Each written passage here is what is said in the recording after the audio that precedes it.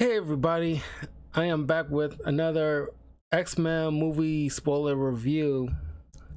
I know kind of took a pause in it for a moment because the last couple of months were theme movie months, so I had to put a pause on those for a minute. But we're back on schedule.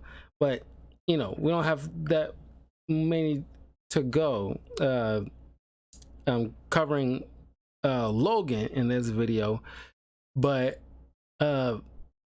next we'll be dealing with Deadpool 2, which goes perfectly as well. As well as I am going to be reviewing the origin comic book story of Deadpool. So it's gonna be like two Deadpool stuff next week, and then moving past that, the next following movies will be dealing with the the crap, I'm blanking on his name. Crap. The new Effects X. I don't want to call it the Bryan Singer versions because he done most of those.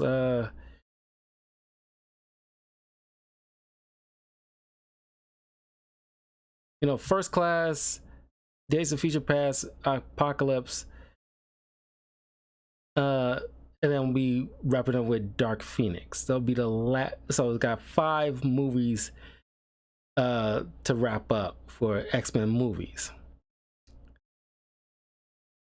So yeah, pretty much anything with like the James McAvoy, that was the name I was looking for. It was on the tip of my tongue.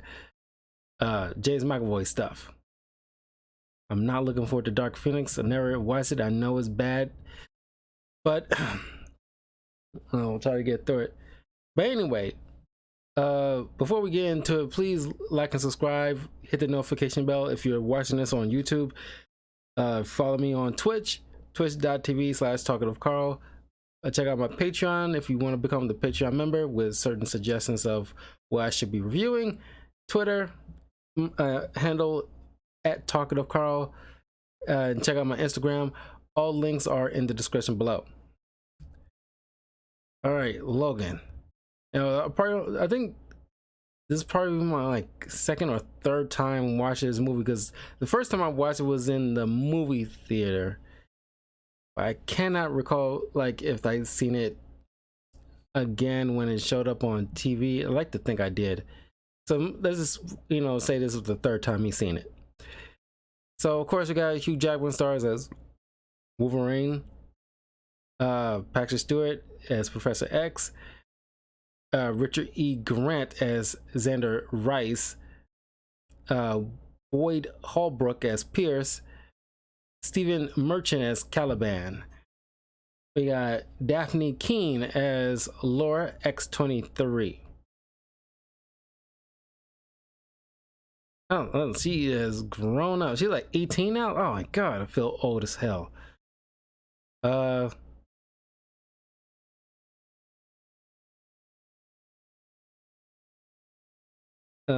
Yeah, she was born in Madrid, Spain. Her first big role was in Logan, and then the next movie she was in was like Anna.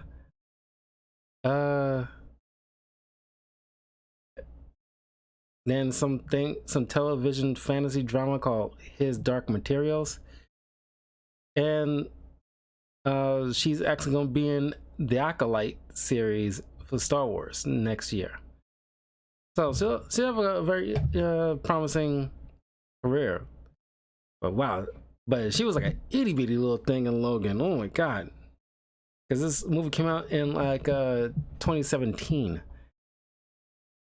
God, 2017. Yeah, so it's been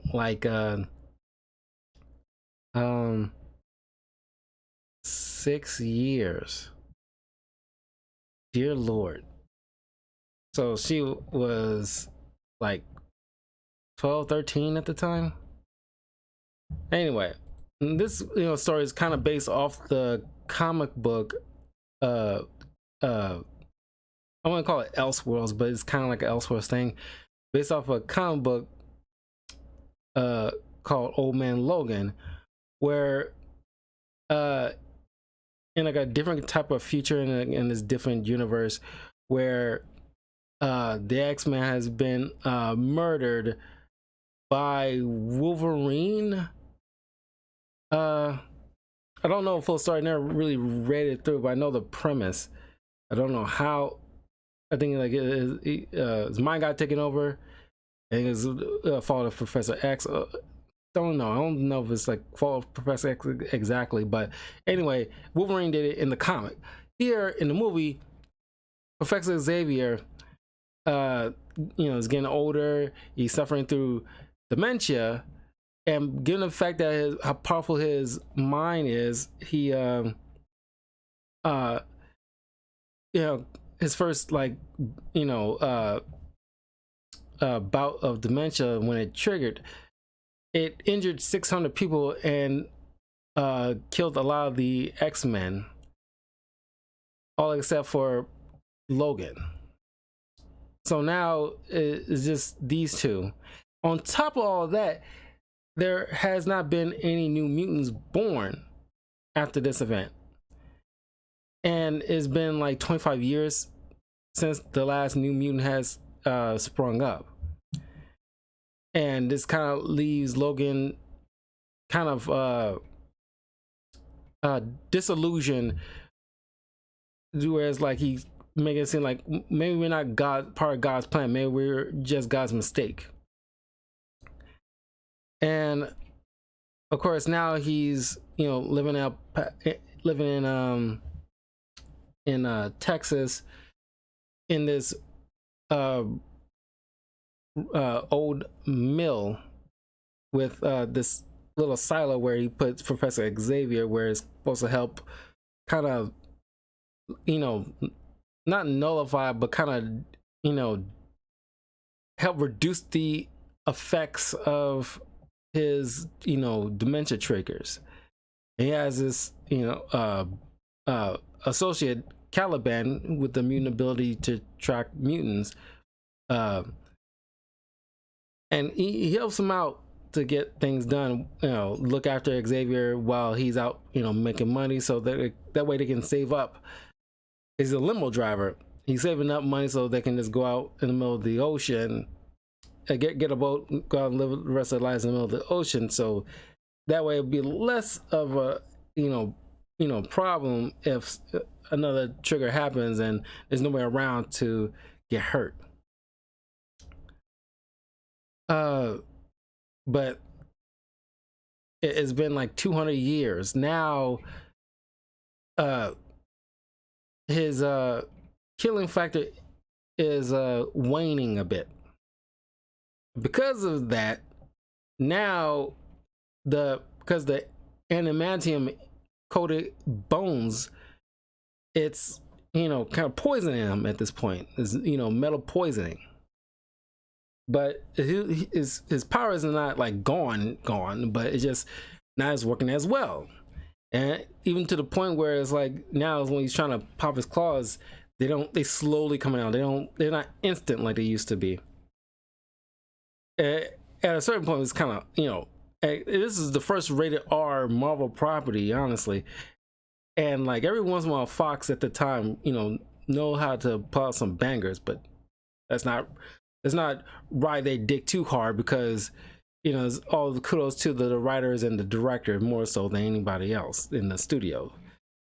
So it's like you really get to see like the gruesome kills that we want to see from Wolverine, that I pointed out that we kind of should have saw anytime that Wolverine kills somebody, like in X2.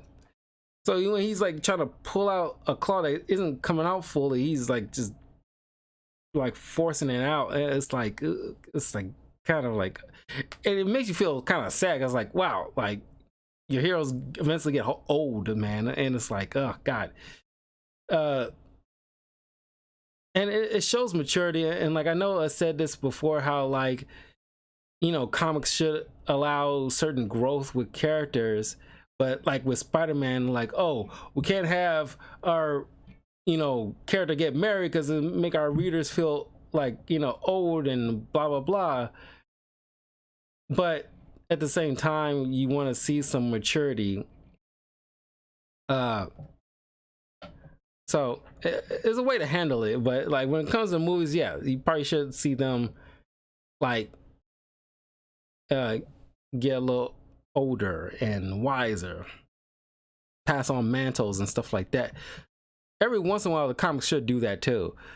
But you can have the best of both worlds in comics. Movies and TV shows, you cannot. You can go one way because actors age.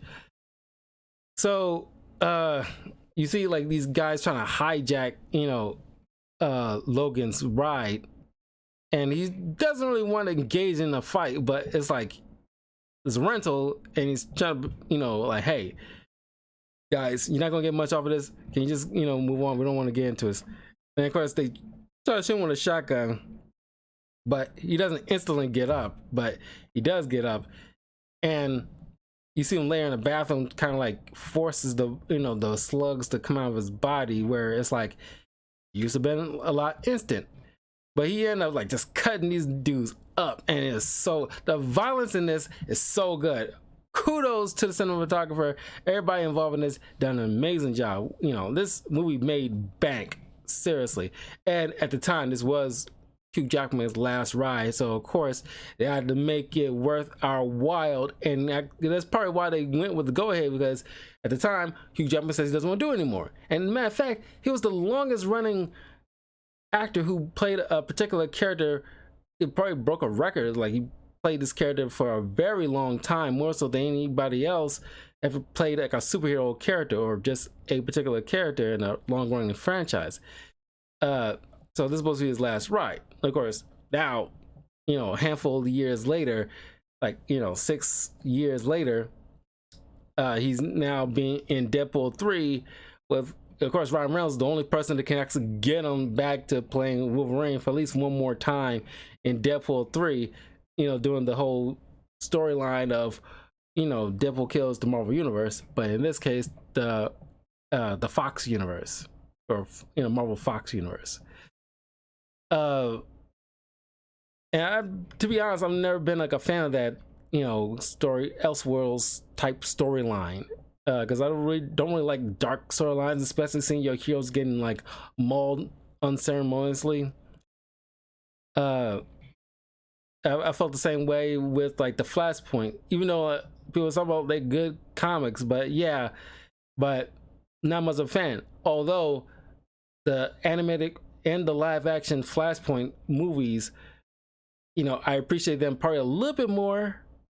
Not sure why. Like, I don't really go back into them like back to back. They're not like, like I gotta see them again kind of situation. But I think I like them a little bit better than the comics. So hopefully Deadpool 3 I probably love a little bit more than the actual Deadpool Kills the Marvel Universe comic. Hopefully, because they already talking about like maybe getting Jennifer Garner back for Elektra, and Ben Affleck for Daredevil, and I don't know, maybe a couple other people. I don't know. It's all got to be a surprise, because a lot of people complain about like Spider-Man Far From Home not leaving certain characters as a surprise until we actually get to see them in the theater.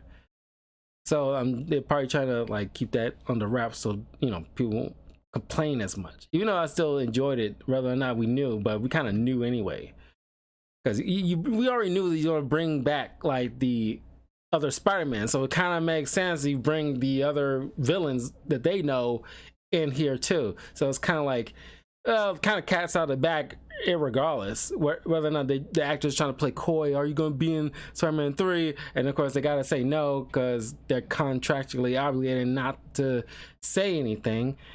So Deadpool 3 is probably going to be in the same boat, but this time it's like, we can't be asking the people who played the Fantastic Four, are you going to be in Deadpool 3? They're not going to say nothing, but I'm glad there was all hush hush. Anyway, so Logan's pretty much taking care, is the only X-Men left, and there's only a few mutants out in the world at this point. We later, by the end of the film, know why there haven't been any new mutants born in 25 years, which is starting to show change by that point, but we'll get to that in a minute. Logan's approached by this woman named Gabriella who needs his help, and she says she'll pay him if she do a job, which turns out to be getting this young girl named Laura to the American Canadian border, to this, you know, this area that they're naming as Eden. She's supposed to meet he's supposed to meet her at this motel. He finds her dead. Laura's, you know, taking like a hitchhiking in his trunk of his car, and he sees on his phone where it's like she's a part of this facilities bioengineering facility called like alkali transgen, was obviously probably like some kind of subsidiary or some kind of splinter group from Alkali Lake kind of situation, where they trying to manufacture mutant weapons, like actually getting, you know, certain DNA strands and impregnating you know, women that won't be missed, and birthing mutant children, trying to control mutations rather than being like a random thing. So it's obviously horrific and everything like that. And upon realizing, oh, Laura is Wolverine's daughter, because his DNA was, you know, in their facility, and they, you know, birthed her and then embodied adamantium to her claws. And she is amazing. I mean, she is like, you know, there's a lot of kills these children do in this film, but she racks up some kills.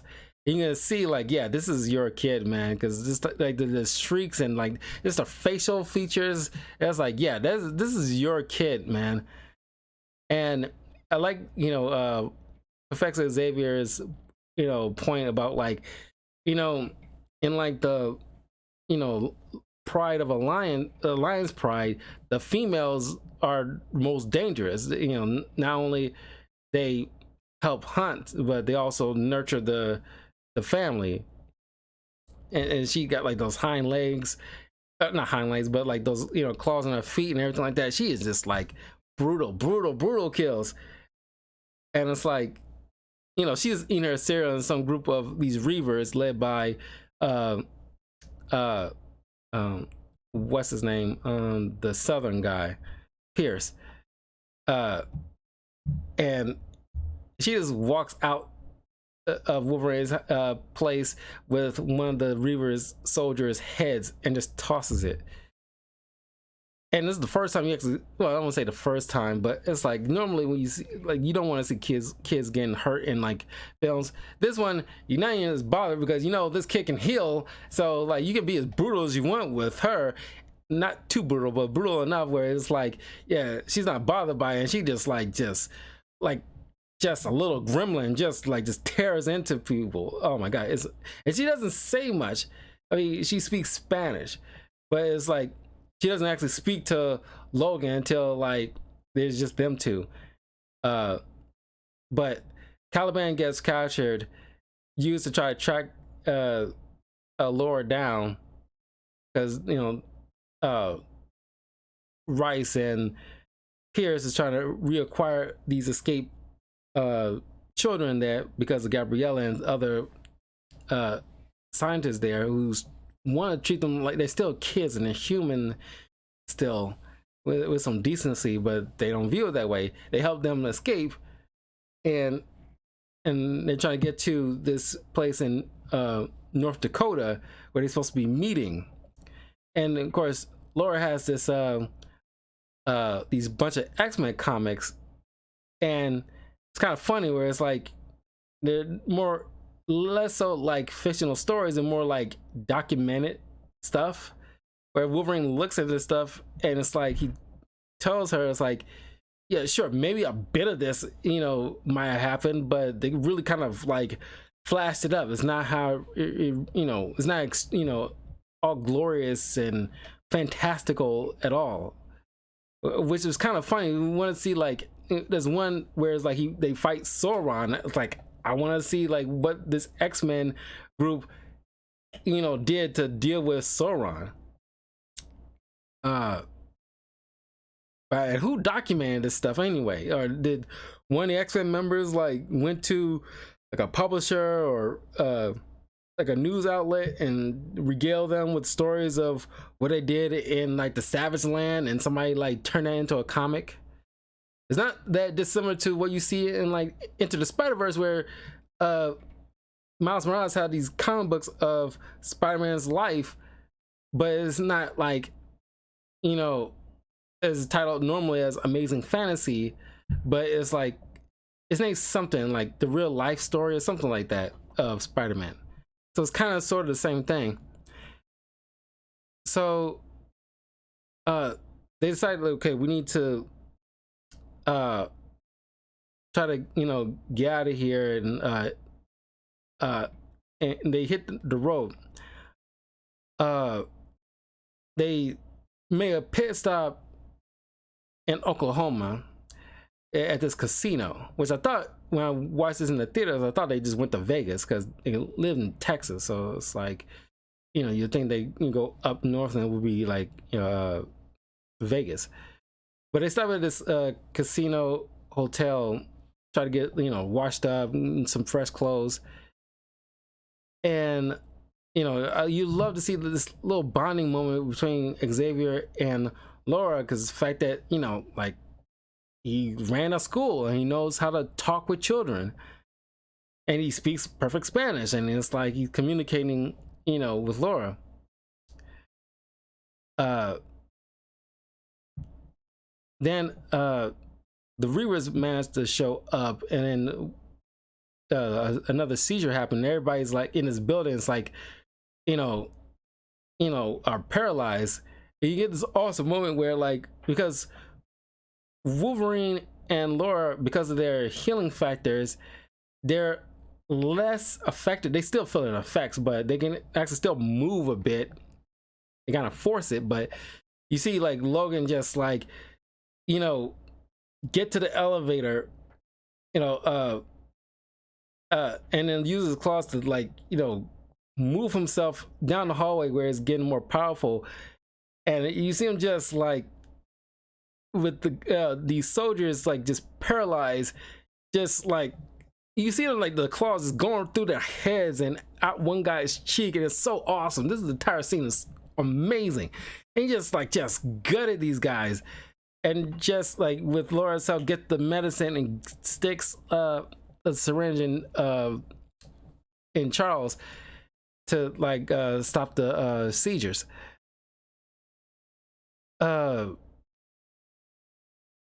And so they get on the get a car ride, and because it's 2029, it's like not too far in the future, but enough where they got automated semi trucks doing deliveries now. It's not the dissimilar to like how they want to make everything automated these days.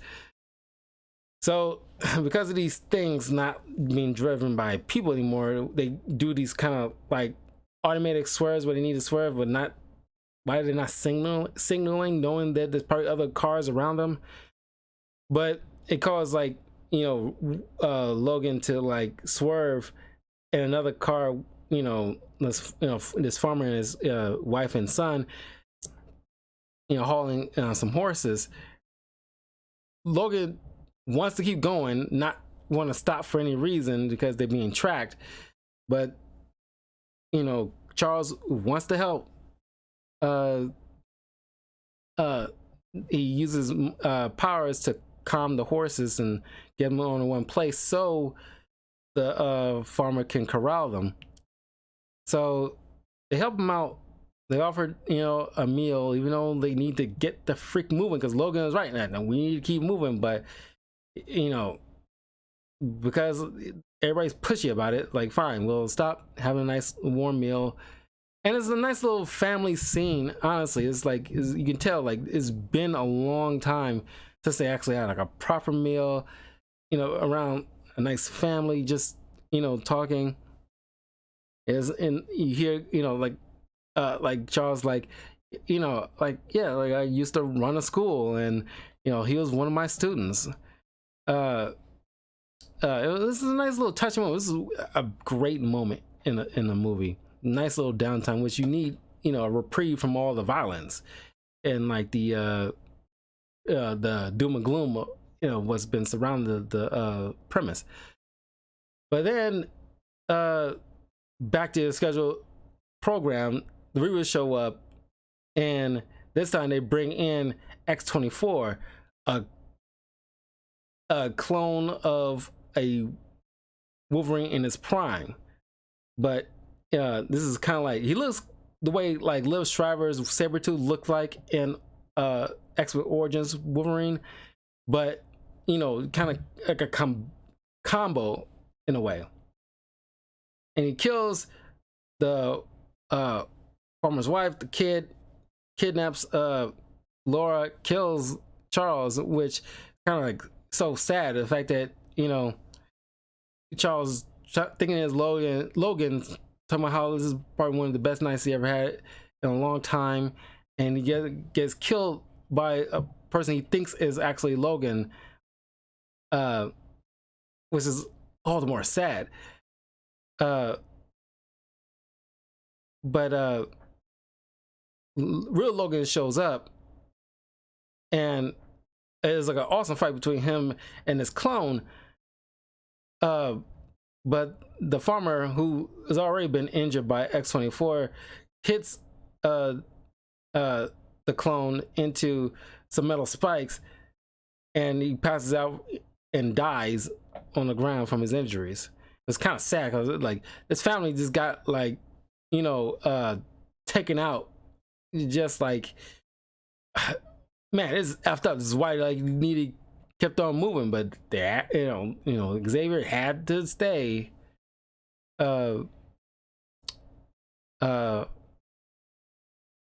I guess he needed to do that just to remind Logan what a real life is, and having like a home to stay, a roof over their heads, and a place they can call home, just to remind them what that is. Then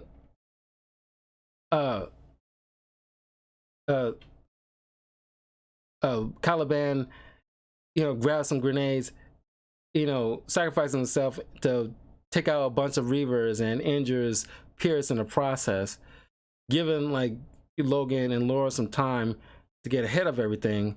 And without like a good tracker, they're falling way behind. Logan ends up burying Charles, and he just had like a breakdown, and he just tried taking a shovel to their ride that's stalled, and he just passes out from his injuries because he's not healing as well. And so Laura steals a car from this guy who was fishing nearby, and it's like, how are you using like sure, you can say she can probably know how to drive, but you're too small to reach the pedals and look over the steering wheel at the same time. But she managed to not only also haul a full-grown man over her shoulder, drag him inside the car. You don't see the process of this, but this should be difficult even for her. But she managed to get him to the nearest town to see like a doctor who remembers about the X-Men and want to make sure like you need rest, you need medicine, and you can't keep going, you might die. And of course Logan doesn't want to stay because he's gotta keep moving. And of course now Laura is actually talking, speaking in Spanish, and it's a funny moment. It always cracks me up where they just like, because this is his kid, and she's like arguing, yelling, screaming, like, "Argh!" And it's like, it's like, just just the same attitude that he's gonna taste of his own medicine, what everybody have to deal with from him. He's gonna taste of his own medicine from a little mini version of him. And she actually just started punching him in the face. He doesn't listen. Hey, no hitting. That always gets a crack up. It's like, man, that is your kid, like through and through, man.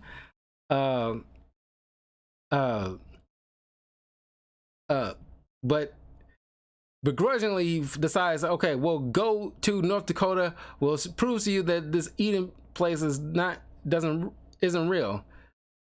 But they show up there, actually see the kids, and but because like Pierce managed to get some of Laura's stuff that actually has like the coordinates of where they're going, so they'll show up for the final battle. Uh, but uh, uh,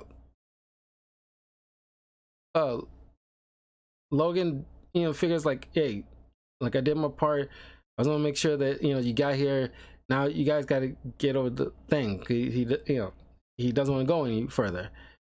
This obviously upsets Laura, but the next day, oh well, he had this little one-on-one with Laura where he's like, she sees this adamantium bullet which he saved because he was planning on offing himself at some point.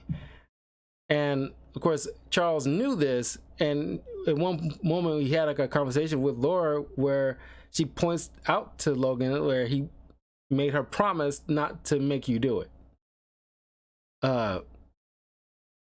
But the kids go off, try to get over to the border, and Rice and Pierce with their soldiers trying to head them off.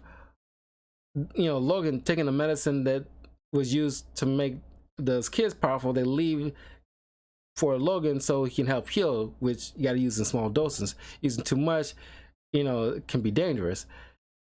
But he ends up taking the whole entire thing and going full berserker mode for the first time. Well, he always, he goes in like, attack mode in previous films, but you don't get to see actual berserker mode Wolverine, I argue, not until this movie. And he is just like, him and X-23 just ripping up soldiers left and right. It's this amazing display of brutality, like awesome fight scene all around. But of course the serum wears off, and now his healing factor isn't healing as great. Then you find out from Rice that this is why we didn't see New Mutants for the past 25 years, because they been messing around with the crops years ago in a sense of the food supply, so they kind of mess with people's DNA. So that's why there hasn't been any new mutants being birthed since then, which you would think maybe after the downfall of this alkali transgene, now we'll probably start seeing more mutants starting to sprout up moving forward. So he's killed. The children kill Pierce, but the X-24 has already been let loose, and Wolverine's trying to deal with them. And thanks to Laura grabbing like the adamantium bullet, shoots X-24 in the head, killing him. So at this point, Logan is too critically injured at this point, and he's dying. And Laura acknowledges him as her dad, tears in her eyes. It was a very sad moment, holding her hand, holding his hand. And this kind of harkens back to the Wolverine, as Yuriko points out that she sees the moment of his death, you holding your heart in your hand, and the heart being Laura in this case. And she ends up burying Logan and marking his grave with an X, marking it being the last X-Men before moving with the kids across the Canadian border. But here's the thing that always bugged me. You're literally feet away from the Canadian border. Why wouldn't you bury this guy in his place of birth that's literally, several feet away? I thought that would probably been a more monumentous moment, but whatever. But yeah, I mean, this movie still freaking holds up. I mean, it is ridiculous how good it is. But turns out it's not the last, time we'll see Hugh Jackman as Wolverine. We'll get not only another moment him as Wolverine, but the comic looking accurate yellow and blue costume Wolverine. Oh my god, I cannot wait. And with the whole, you know, actors strike thing going on because the studio heads and the billionaires want to be greedy assholes. Uh, Hopefully they resolve this soon, because right now Deadpool 3 is put on pause. But as soon as it gets up and rolling, man, I'm all there. I think it's gonna. You think the first Deadpool movie made so much bank for a very for like, you know, weeks on end? Wait until this movie comes out, man. You ain't seen nothing yet. But yeah, this one is a fantastic, man. Very little that I have problems with. If I had any, it's very nitpicky at the most. But yeah, man. The next movie I'll be covering will be Deadpool 2. Already been covered the first Deadpool movie, which you can check out on my YouTube channel. But I'll wait. I want to wait for Deadpool to cover Deadpool 2 when I was going through all the X-Men stuff. But anyway, I will see you guys tomorrow for more FF16. And yeah, it's probably gonna be a little late because I gotta stop at the men's clothing store, men's warehouse, for something after work. So by the time I get home, be a little late, but I will be streaming. I would have probably gone on a Saturday, but like, I don't feel like, you know, I already went 2 days in a row getting up to go to the gym and stuff like that. I kind of want to sleep in on Saturday. I don't want to have any excuse to, you know, get up, do anything. But anyway, I'll see you guys Friday. I got some new reviews up, as well as more new chaotic lore video that just popped up. So I'll see y'all soon. Take care. Have a great night.